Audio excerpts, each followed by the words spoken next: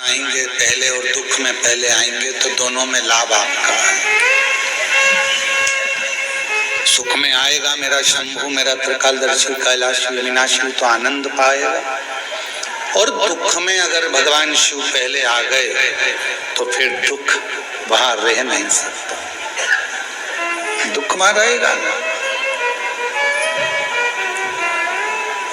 ऐसा प्रसंग शिव महापुराण में आता है कि जब दक्ष प्रजापति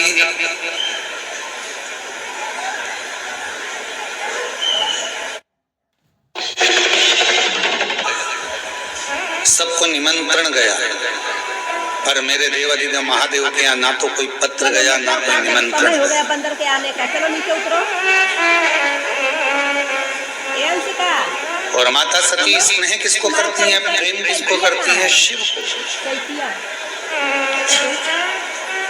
ये संसार की रीति रही है। कल भी कथा में कहा था कि लोग दूर वालों से फोन लगाकर पूछते हैं तुम कैसे हो, और पास में जो रह रहे हैं उनसे बात तक नहीं कर पाते कि तुम कैसे हो।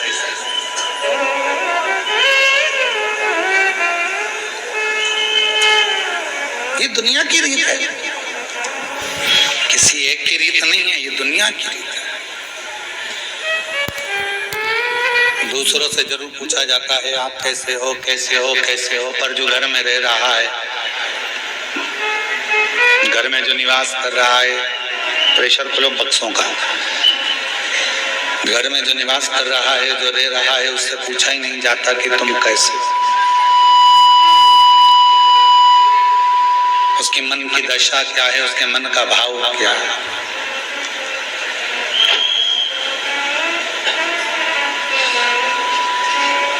किसी ने बहुत अच्छी बात कही कि खिलौने वाला खिलौना बेचता,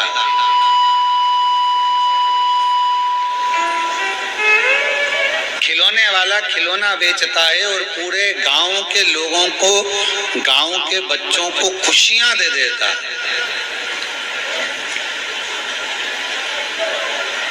और वो खिलौने वाला जब खिलौना बेचकर गांव के बच्चों को खुशियां दे देता है तो उन गांव के बच्चों के चेहरे की खुशी थोड़ा सा धन देती है, और वो धन से उस खिलौने वाले के घर के बच्चों के चेहरे पर भी खुशी आ जाती है, उनके चेहरे पर भी प्रसन्नता आ जाती है, उनके चेहरे पर भी स्माइल आ जाती है, उनके चेहरे पर भी प्रसन्नता आ जाती है। शिव पुराण कहती है कि आप किसी को प्रसन्नता दोगे तो आपको प्रसन्नता मिलेगी, आप किसी को अच्छा दोगे तो आपको अच्छा मिलेगा। और गाली देकर देख लो,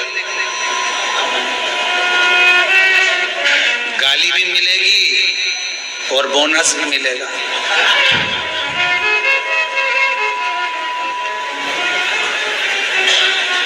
हमने देखा है इसी बाबा के आंगन में, कहोगे अपशब्द मिलेगा, ताना दोगे ताना मिलेगा, जो तुम दे रहे हो वो तुम्हें प्राप्त होगा। अब माता सती ने विचार करा कि मेरे पिताजी ने सबको बुलाया पर मेरे पिताजी ने नहीं बुलाया, तो भगवान देवादिदेव महादेव को नहीं बुलाया, और मुझे तो विवाह उन्हीं से करना है, मुझे तो उन्हीं के साथ विवाह करना है। मेरा विवाह तो केवल मेरे को शिव जी के साथ ही करना है, भगवान शंकर जी के साथ ही करना है, पर मेरे पिताजी ने तो बुलाया ही नहीं है, उन्हें निमंत्रण ही नहीं दिया है मेरे पिताजी ने तो देवादिदेव महादेव को। और दक्ष प्रजापति ने नगर के शिल्पकारों को बुलाया जो मूर्ति बनाते थे, और मूर्ति बनाने वालों को बुलाकर कहा शिल्पकारों को कि एक पत्थर की शंकर जी की प्रतिमा बनाओ और मेरे राज्य के दरवाजे पर लगाओ, जहां से सब अंदर आएंगे तो वो शंकर भगवान को द्वारपाल बना के मेरे दरवाजे पर खड़ा कर दो, जिससे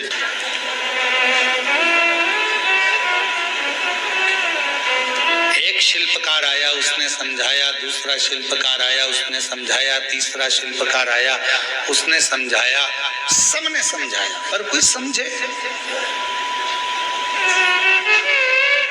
इस व्यासपीठ से एक निवेदन करूं आप सबसे,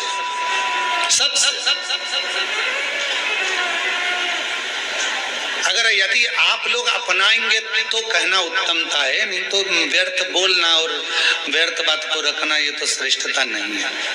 कर सकते हो क्या आप लोग जो हम बोलने जा रहे हैं? किसी के घर अब शादियों का सीजन चालू होगा और शादियों ये कहाँ की रहती है?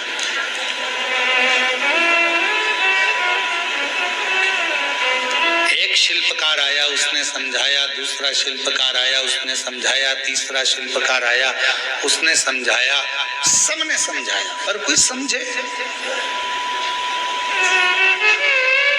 इस व्यासपीठ से एक निवेदन करूं आप सबसे,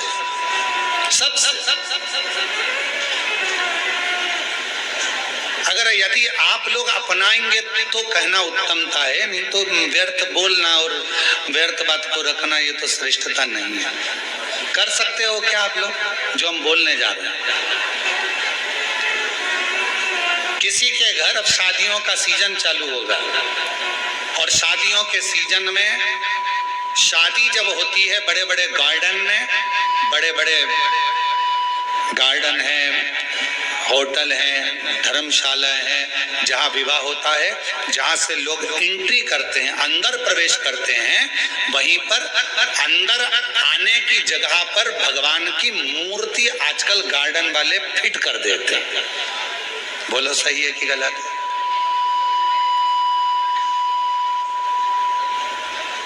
पान खाते हुए जा रहे हो, खाना खाकर जा रहे हो, भोजन कर कर जा रहे हो, शादी में प्रवेश कर रहे हो, नाच रहे हो, कोई मदिरा पिया हुआ है, बाराती किसको मालूम कौन कैसा है, कोई ड्रिंक कर रहा हुआ है, मदिरा पिया हुआ है, कोई गलत भक्षण कर रहा है, किसी ने गलत काम कर दिया, कोई गलत विचार से गलत व्यवहार से आया हुआ है, और दरवाजे पर तुमने भगवान गणेश जी को बिठा दिया, दरवाजे पर तुमने वेंकटेश भगवान को बिठा दिया, दरवाजे पर तुमने श्री जी बाबा को बिठा दिया, दरवाजे पर तुमने ठाकुर जी को बिठा दिया, दरवाजे पर कृष्ण की मूर्ति रख दी, दरवाजे पर तुमने शिव जी की मूर्ति रख दी, दरवाजे पर तुमने भगवान की मूर्ति रख दी।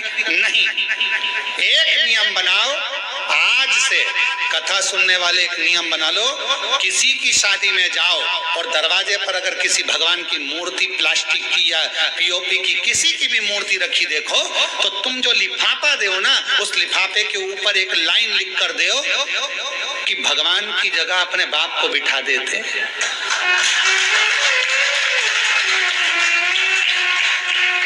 परमात्मा को दरवाजे पर तुम्हारी अगवानी करने के लिए बिठाया। ये सनातन धर्म है, ये हिंदू धर्म है, ये श्रेष्ठता नहीं है। हम अपने पिताजी को अंदर सोफे पर बिठाते हैं, हम अपने दादाजी को सोफे पर बिठाते हैं, हम अपने बुजुर्गों को अंदर घर में बिठाते हैं, आदर करने के लिए अंदर बिठा, और भगवान को तुमने दरवाजे पर लाकर बिठा दिया। कहीं गणेश जी रख दिए, कहीं किसी ने ये वाले देवता रख दिए, किसी ने वो वाले देवता रख दिए। किसी भी देवता को शादी की एंट्री में, शादी के प्रवेश में दरवाजे पर नहीं होना चाहिए। ना जाने कैसे कैसे लोग आते हैं, वहीं पान खाते, थूकते, वहीं दारू पीते, मदिरा पीते, निकल कर जाते, और हमारे देवता उनकी अगवानी करके लिए खड़े हैं। हम आपकी शादी में आए थे, बेटे की शादी आपने करी, पर हमको अच्छा नहीं लगा। आपने भगवान को दरवाजे पर, शादी करने वाला सबसे पहले कान पकड़ेगा और भगवान की मूर्ति को दरवाजे पर अगवानी करने के लिए द्वारपाल बनाकर नहीं। हम सुधरेंगे, जम के बोलो, हम सुधरेंगे, युग सुधरेगा। पहले सुधरना हमें अपन को पड़ेगा। एक नियम, शादियां चालू होगी, 11 के दिन देव उठ जाएंगे, विवाह चालू हो जाएंगे। आप सब जितने आस्था चैनल पर कथा सुन रहे हो, जितने फेसबुक यूट्यूब पर कथा सुन रहे हो, जितने पंडाल में बैठकर कथा सुन रहे हो, बिना संकोच के कोई टेंशन मत लेना कि कोई क्या कहेगा। आग लगे बस्ती में, अपन रहो मस्ती में, क्या किसको रोइए, चादर तान के सोइए। तो अपने को टेंशन लेना नहीं, टेंशन दे के चलो पर लेके मत चलो। अपने को टेंशन नहीं लेना। लिफाफे पे लिख दो सबसे बड़े अक्षर में, आपके घर पर हम आए थे, शादी में होटल में आए, घर पर आए, दरवाजे के बीच में इधर से लोग निकल रहे हैं, इधर से लोग निकल रहे हैं, बीच में तुमने गणेश जी को रख दिया, ये अच्छी बात नहीं। शंकर जी को रख दिया, अच्छी बात नहीं। अयोध्या के राम जी को रख दिया, अच्छी बात नहीं। कृष्ण जी को रख दिया, बाकी बिहारी को रख दिया, ये अच्छी बात नहीं। ये हमें अच्छा नहीं लगा। लिख दो साहब, हमें अच्छा नहीं लगा। ये मूर्ति दरवाजे पर नहीं। अगर रखना ही है तो तुम्हारा दूल्हा दुल्हन का जो स्टेज बने, उस स्टेज के पीछे तुम भगवान को रखो तो तुम्हें आशीर्वाद प्रदान करेंगे, पर दरवाजे पर नहीं।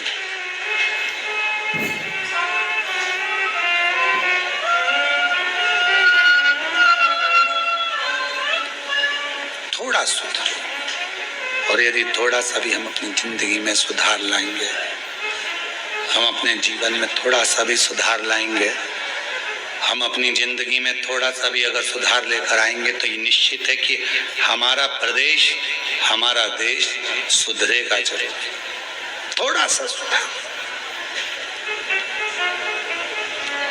क्या करा दक्ष प्रजापति ने? शिल्पकारों को बुलाया, और शिल्पकारों को बुलाकर उन शिल्पकारों को बुलाकर शिव जी की मूर्ति, शिव जी की प्रतिमा बनवाई, शंकर जी की प्रतिमा।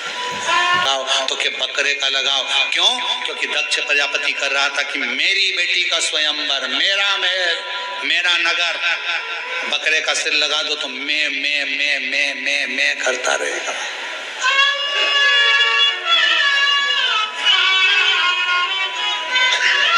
दुनिया में मैं शब्द, मेरा, मैंने करा नहीं। प्रभु आपकी कृपा से सब, प्रभु आपकी कृपा से सब काम करते हो भोले बाबा, मेरा प्रभु आपकी कृपा से सब काम हो रहा। इसमें मेरा कुछ भी नहीं है, सब बाबा भोलेनाथ का, शंकर जी का, देवता का। मेरा कुछ है ही नहीं, मेरा खुद का कुछ भी नहीं। जो कुछ भी है सब तेरा। एक शिल्पकार ने दक्ष प्रजापति के नगर में पहुंचकर दक्ष प्रजापति की धर्म पत्नी प्रसूति माता को समझाया। मां प्रसूति के पास पहुंचे, और मां प्रसूति के पास पहुंचकर माता प्रसूति से कहा कि दक्ष प्रजापति जो ये कर रहे हैं कि भगवान शिव की मूर्ति बनवाकर दरवाजे पर खड़ी कर रहे हैं, ये श्रेष्ठ नहीं है, ये श्रेष्ठ नहीं है। मना करो उनको। माता प्रसूति जी दक्ष प्रजापति को, माता प्रसूति जी ने दक्ष प्रजापति के पास पहुंची, और दक्ष प्रजापति के पास जाकर माता प्रसूति ने समझाया, कहा स्वामी मेरा एक कहना मान लीजिए, मेरा निवेदन स्वीकार कर लीजिए। क्या निवेदन है? निवेदन केवल इतना है कि भले आप शिव जी को स्वयंवर में बुलाएं ना बुलाएं, ये अपनी जगह पर है, पर शंकर भगवान की मूर्ति बनाकर दरवाजे पर द्वारपाल बनाकर ना बिठाएं।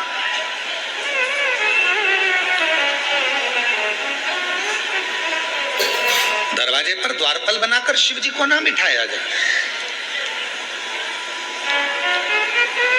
आप बुलाएं, निमंत्रण दें ना दें, आप स्वयंवर में बुलाएं ना बुलाएं, ये आपके ऊपर निर्भर करता है, पर शिव जी को द्वारपाल ना बनाएं। भगवान शंकर को द्वारपाल बनाना ये श्रेष्ठता नहीं है, आप मत बनाइए। कल कथा में कहा था कि अलमारी कपड़ों से भरी पड़ी हुई है, उस अलमारी में नए कपड़े रखना है तो अलमारी के कपड़ों को खाली करना पड़ेगा। कपड़े खाली होंगे दूसरे कपड़े अलमारी के अंदर जाकर रखाएंगे।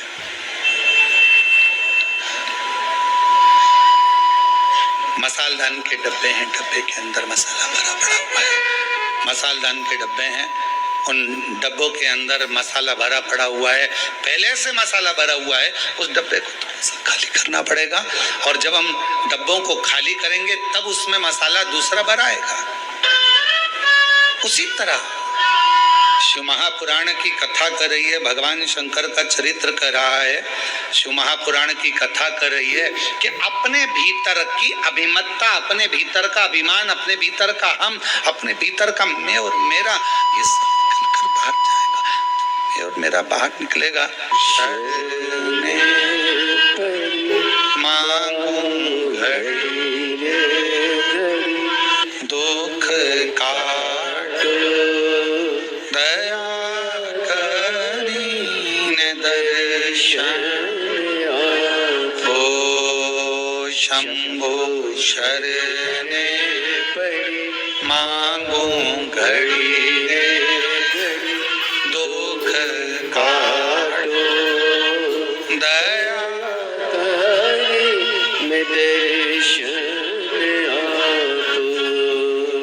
दक्ष प्रजापति के भीतर इतनी अभिमत्ता, इतना अहंकार भरा गया था कि उसके मुख से बस मेरी बेटी का स्वयंवर, मुझे ये करना है, मुझे ये करना है। अब दरवाजे पर द्वारपाल बनाकर भगवान शिव जी को बिठा दिया। शिव महापुराण की कथा वर्णन कर रही है। भगवान देवाधिदेव महादेव को, भगवान शंकर को द्वारपाल बनाकर खड़ा कर, और जैसे ही द्वारपाल बनाया गया, शिवजी की मूर्ति को शिल्पकारों ने तराश कर द्वारपाल बनाकर दरवाजे पर खड़ा कर दिया। दरवाजे पर बड़े बड़े राजा शंकर को खड़ा करा। दरवाजे पर देखते हैं कि शिवजी भगवान शंकर के स्वरूप को, भगवान शंकर की प्रतिमा को दरवाजे पर खड़ा किया। शंकर जी की प्रतिमा दरवाजे पर खड़ी है, शिव जी का स्वरूप दरवाजे पर खड़ा हुआ है, भगवान शंकर का प्रतिबिंब स्वरूप दरवाजे पर खड़ा।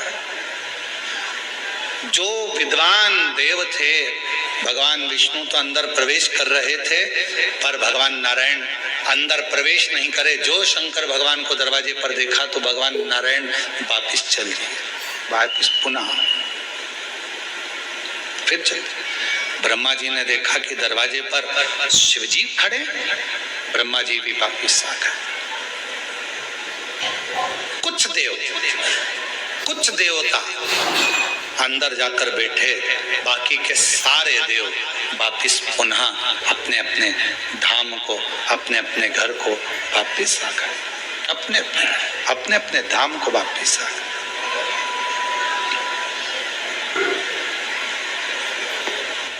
अब जरा ध्यान दीजिएगा कि स्वयंवर में ना भगवान विष्णु है, स्वयंवर में ना भगवान ब्रह्मा जी हैं, स्वयंवर में ना इंद्र है, स्वयंवर में ना गरुण है, स्वयंवर में ना वरुण है, स्वयंवर में कोई बड़ा देवता उस स्वयंवर में पहुंचा ही नहीं। सब निकल कर बाहर आ गए, सब निकल कर, सब अपने अपने भवन में प्रवेश कर गए, सब अपने।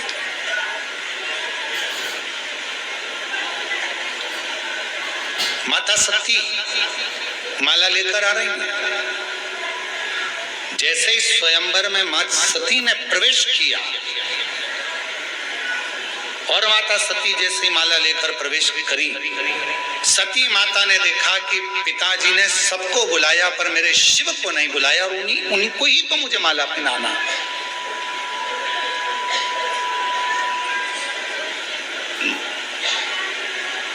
एक प्रसंग है, बड़ा सुंदर है, पर्वत मुनि और तुमरुका जी का एक बड़ा सुंदर प्रसंग आता है। थोड़ा ध्यान देना इस प्रसंग पर, शायद आपकी जिंदगी में भी कभी ऐसा हुआ होगा। इस प्रसंग को यदि आप सुनेंगे, स्मरण करेंगे तो आपके ध्यान में आएगा। पर्वत मुनि और तुमरुका जी का प्रसंग। एक बार मुनि और तुमरुका जी का ये संवाद कहता है कि पर्वत मुनि पुष्प लेकर आ रहे थे। जितने भी आस्था चैनल पर सुन रहे हैं, फेसबुक यूट्यूब पर कथा सुन रहे हैं, या बाबा देवादिदेव महादेव की पवित्र कंकर शंकर की भूमि पर कथा सुन रहे हैं, थोड़ा ध्यान देना। पर्वत मुनि पुष्प लेकर आ रहे थे, और पर्वत मुनि जब पुष्प लेकर आ रहे थे, इतने में पुष्प ले जाते वो तुमरुका जी के पास रुक गए, और तुमरुका जी से उनका संवाद होने लगा, बात होने लगी। जब तुमरुका जी के मुख से पर्वत मुनि ने शिव जी के बारे में सुना, शंकर जी की लीला को सुना, शिव के स्मरण को सुना, शिव के गुणगान को सुना, शंकर जी के भजन को सुना, शिव के गुणगान को सुनना, शिव का कीर्तन सुनना, शिव का भजन सुनना, शिव का नाम जाप सुनना, ये जब पर्वत मुनि ने तुमरुका जी के मुख से सुना, तो तुमरुका जी के मुख से सुनते ही पर्वत मुनि के हृदय में ये बैठ गया कि ये जो पुष्प है जो मैं भगवान नारायण के लिए लेकर जा रहा था, अब ये पुष्प मैं भगवान शंकर को समर्पित करूंगा, भगवान शिव जी को चढ़ाऊंगा।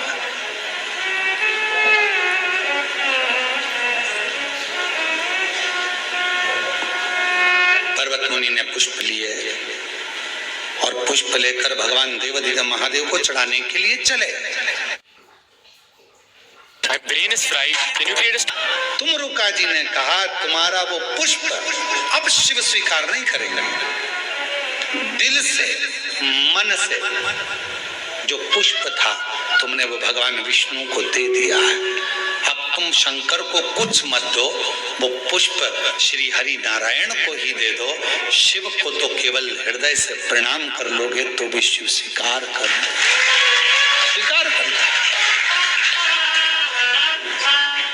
हमने कई माताओं को देखा है, कई लोगों को देखा है, फूल वाले के यहाँ जाते हैं, माला देना साहब, कितनी माला चाहिए? 2 माला दे दो। किसके लिए? हमारे आज दादाजी का श्राद्ध है, दादा दादी का श्राद्ध है, 2 माला दे दो। उन्होंने दादा दादी के लिए माला ले ली, श्राद्ध की माला ली, और माला लेने के बाद फिर फूल वाले से कहा इसमें थोड़ा सा फूल भी डाल दो। क्यों? तो वो थोड़ा पूजन में काम आ जाएगा, फूल डाल दोगे तो। अब तुमने माला ली दादा दादी के लिए, माला खरीदते समय तुमने पुष्प ले लिया, वो पुष्प तुम लेकर आ रहे थे दादा दादी की माला के लिए, भाव तुम्हारा दादा दादी के प्रति था, श्रद्धा तुम्हारी दादा दादी के प्रति थी, पर पुष्प तुमने जो लिया वो लेकर जरूर आए हो, पर उसमें श्रद्धा, उसमें विश्वास, उसमें मन की एकाग्रता नहीं है, उसमें मन की एकाग्रता नहीं।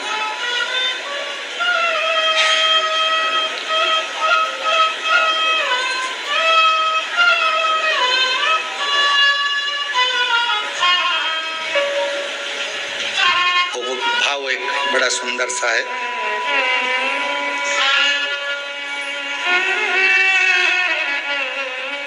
बड़ी दूर से चल कर आया हूँ